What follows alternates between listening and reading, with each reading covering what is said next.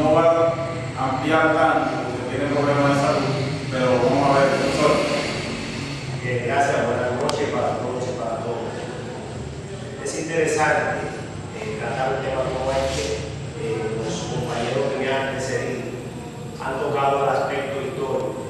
Yo quisiera tocar un poquito más lo que tiene que ver con la raza como tal. Cuando hablamos de raza, la palabra la entendemos en el aspecto muchas veces discriminativo de las personas y de los seres humanos. Cuando examinamos la historia nos damos cuenta que está dividida en dos fases: la prehistoria y la historia. En el aspecto de la prehistoria, ¿qué encontramos? Encontramos una serie de hechos y acontecimientos donde el hombre comenzó a estudiar lo que fueron los restos de sus antepasados. Allí encontramos que el hombre dividió esa parte de la historia en edad de la piedra y edad de los metales, y que muchos miles de años antes de la historia se han encontrado restos que han sido analizados, han sido estudiados. Hay quienes plantean que han sido de seres humanos con capacidades tanto físicas como mentales diferentes a la nuestra. Ahí encontramos que está el hombre de Java, el hombre de Neandertal, el Pithecanthropus erectus y otros más. Pero no es propiamente hasta aproximadamente unos 4.000 años antes de nuestra era cuando aparece la escritura, cuando empieza el hombre a escribir lo que tiene que ver con. Cuando tomamos la Biblia como uno de los ejemplos, como el libro fundamental en nuestra zona, en Ucrania, de cómo surge la vida, nosotros encontramos que te dice que hubo una pareja que Dios coloca en un lugar, y de esa pareja desciende toda la humanidad. Sin embargo, en la medida en que fue pasando el tiempo, comenzaron a aparecer imperios. El imperio egipcio, por ejemplo, que es uno de los primeros imperios que aparece en la antigüedad, el primero. Allí las personas tienen un pigmento en su piel diferente a otros pueblos que los rodeaban. ¿Cuál fue el resultado de esto? El camarada Frank se refirió bastante a esto cuando hablaba de cómo un pueblo subyugaba a otro. Mi compañero Pascal también hizo lo mismo. El resultado de eso ha sido lo siguiente: quienes tienen un color de piel, muchas veces por razones de cuerpo, tendríamos que tomar no un espacio como este, sino mucho más para discutirlo, pues tomaron y esclavizaron a otros seres humanos iguales que ellos. ¿Por qué? Por el aspecto de conveniencia propiamente dicho. No toman nada. Cuando lo esclavizan, ¿qué buscaba el que esclavizaba? Buscaba que el esclavizado fuera un servidor de quien esclavizaba. El resultado de eso ha sido el sistema social que hoy día poseemos. Así que, en virtud de todo eso, nosotros vemos que se fueron sucediendo los imperios uno tras otro. Posteriormente llega el imperio babilónico, a este le sigue el imperio medo-persa, luego llegan los griegos, cada uno con sus características especiales, pero imponiendo y dándole privilegio a lo que era su raza, a lo que era su grupo social. Posteriormente llegan los romanos, quienes también hacen lo mismo. Luego llegó el aspecto que mencionó Frank Vega, un aspecto pues,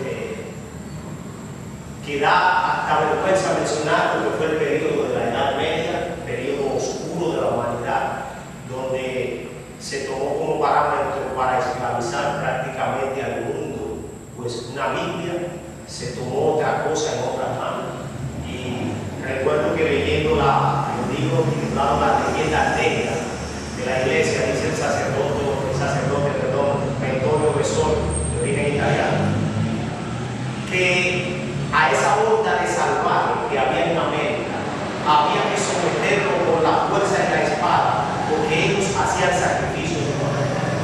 Qué trágico es esto, porque estos nativos ofrecían sacrificios humanos de jóvenes a sus dioses, y entonces ellos consideraban que había que someterlo entonces con la espada para que no ofreciesen los sacrificios. ¿Quién estaba imponiéndosele a quién?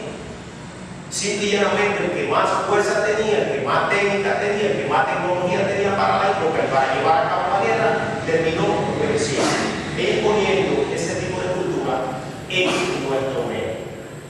Hoy día nosotros vemos, no sabemos quizá por qué razón, pero hay razas específicas o color de piel específico que son lo que mantienen el dominio y el control del mundo. ¿Por qué? Esa es la razón. Si cuando examinamos biológicamente a cada ser humano, somos todos como iguales, somos iguales, sin embargo el ser humano ha ido creando ese aspecto discriminativo, y es ahí donde pienso que las instituciones, especialmente aquellas que se denominan religiosas, llámese cualquier tipo de religión, no necesariamente del cristianismo, deben o deberían ejercer su papel para llevar a la sociedad a entender que ante el mundo, ante Dios, todos somos como iguales. Todos somos iguales. Lo que ocurre para el año 1492 es otro ejemplo. Huáscar mencionaba el caso lo mencionó Francisco, el caso de la batalla de Tours y la de Poitiers, donde un invento científico fue el que determinó el fin de esta batalla, y quizá dirían algunos el destino que hoy día tiene el continente americano. Y ese invento científico fue el estribo. El estribo. Los árabes montaban en sus caballos al pelo, mientras que Carlos Martel y su grupo montaban con estribos. Resultado, cuando se golpeaba alguien en el caballo que no tenía estribo, caía con facilidad, mientras que el que estaba con el estribo pues lograba mantener el equilibrio encima del caballo. Sin embargo, esto demuestra que estas luchas se llevan a cabo entre los seres humanos no solo por el aspecto del poder, de sentirse superior a los demás. Y a veces yo me pregunto cuando veo esto, si como raza todos somos iguales. Imaginémonos el siguiente escenario.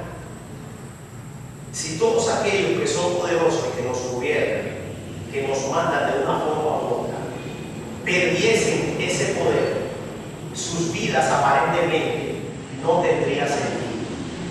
Sin embargo, es un error por una razón muy simple. Todo aquello que no tenemos el poder que ellos tienen, no vivimos, no existimos, no nos relacionamos con los demás. ¿Por qué razón cuando se produce el encuentro de estas dos culturas para 1492, por qué venir y no respetar la cultura que tenían quienes vivían en este lugar cuya tierra era de ellos? Porque ellos eran que la habitaban. Por lo tanto, las riquezas que tenían, su cultura, todo le pertenecía a ellos. Sin embargo, cuando llegan a aquellos, se consideran que son una raza superior por los aspectos tecnológicos que tienen, y los subyugan y los someten hasta el punto del exterminio. Pero no es el caso del encuentro de dos culturas que se da en América. Por eso mencioné el aspecto histórico. Es el caso de todos los imperios que se sucedieron en la antigüedad. Y es el caso que ha seguido hasta nuestros días, donde los seres humanos, donde los países, donde las organizaciones, las instituciones han seguido exactamente el mismo patrón. Y entonces, si aquí hubiese algún antropólogo o algún sociólogo, me gustaría preguntarle qué consideraría él que sucederá con la humanidad con el paso del tiempo, porque evidentemente esta forma de vida que los seres humanos manejan ha demostrado no ser la más correcta. ¿Por qué? Porque cada día la desigualdad entre los seres humanos va abriendo una brecha cada vez más insalvable. Llegará un momento en que esa brecha lleve a aquellos que están siendo sometidos a una de dos cosas: o se rebelan para tratar de obtener un aspecto de igualdad con los demás, o permiten sucumbir ante el atropello que presentan esos grupos raciales. Por lo tanto, hay muchas cosas que podemos decir para el Día de la Raza. Para el año 1913, desde España se toma la iniciativa, se dice que se debe celebrar el día. Sin embargo, no se pone en ejecución, sino que es el gobernante argentino quien, para el año 1917 aproximadamente, pues dice que se debe llevar a cabo esto como el encuentro de dos culturas, o más bien el Día de la Raza, como propiamente se dijo. Luego otros países de Latinoamérica se fueron sumando ese día hasta llegar a donde nos encontramos. Así que particularmente yo pienso que un día como este, en lugar del mundo andar celebrando, y me decía el anfitrión fuera de cámara, que por qué razón nos felicitan en el Día de la Raza. Como que es algo ilógico, ¿no? Que nos esté felicitando el Día de la Raza.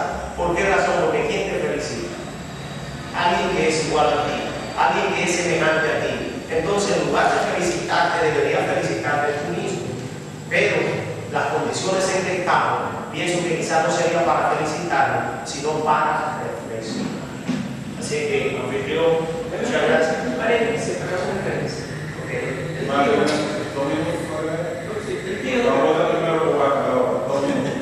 no diga sociólogo, por no esperar. Sin embargo, el conocimiento es que me busca.